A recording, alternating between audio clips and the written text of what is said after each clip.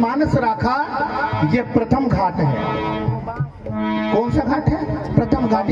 इसको ज्ञान घाट कहा गया है। ज्ञान घाट पे इन्होंने माता पार्वती को, मानस को ज्ञान के रूप में सुनाया। समस्त ज्ञान की बातें उन्होंने सुनाई माता को, ज्ञान दिया उन्होंने। जिसने भी ज्ञान प्राप्त करने के लिए इस मानस को पढ़ा, वो अज्ञानी नहीं रह गया, उसको राम के तत्वों की प्राप्ति हुई और वो ज्ञान को प्राप्त हो गया। राम की महिमा, उनके भगवत की महिमा, उनके कृपा की महिमा इतनी है कि जिस डाल पर बैठा व्यक्ति, उसी डाल को काटने वाला व्यक्ति काली काली दास हो गया। एक स्त्री से प्रेम करने वाला व्यक्ति तुलसीदास हो गया। राम बोला, तुलसीदास हो गया। ये महिमा थी मेरे राम। लगन तुमसे लगा बैठे जो होगा देखा जाएगा।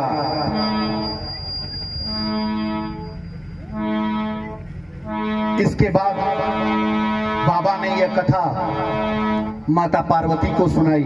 माता पार्वती ने पूछा कि प्रभु, यह कथा और कौन कौन कहता है?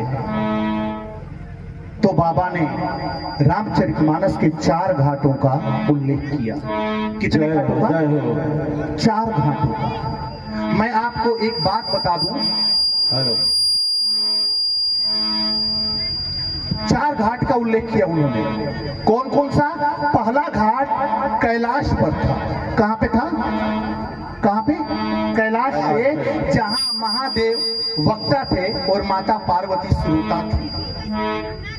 दूसरी कथा जो थी, मैया को क्या हो गया?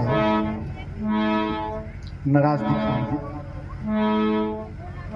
दूसरी जो कथा थी वह नीलगिरी पर्वत पे सुनाई जा रही थी। कहां सुनाई जा रही थी? नीलगिरी पर्वत पर कागभुचुंडी जी महाराज को सुना रहे थे। किसको सुना रहे थे? गरुड़ को सुना रहे थे। और इसको भक्ति घाट कहा गया। अगला जो घाट था वो प्रयागराज में याकवल्ली जी महाराज भरद्वाज मुनि को सुनाते हैं, जिसको कर्म घाट कहा गया। और जो चौथी घाट थी वह बाबा तुलसी का घाट था। काशी का 80 घाट था, जिसको शरणागति घाट कहा गया। हम और आप जिस कथा को सुन रहे हैं वो बाबा के बनाए हुए चौथे घाट शरणागति घाट पे सुन रहे हैं। और आज एक और सौभाग्य है, अरविंद बाबू, जय हो। कौन सा घाट है ये? कौन सा घाट है भैया?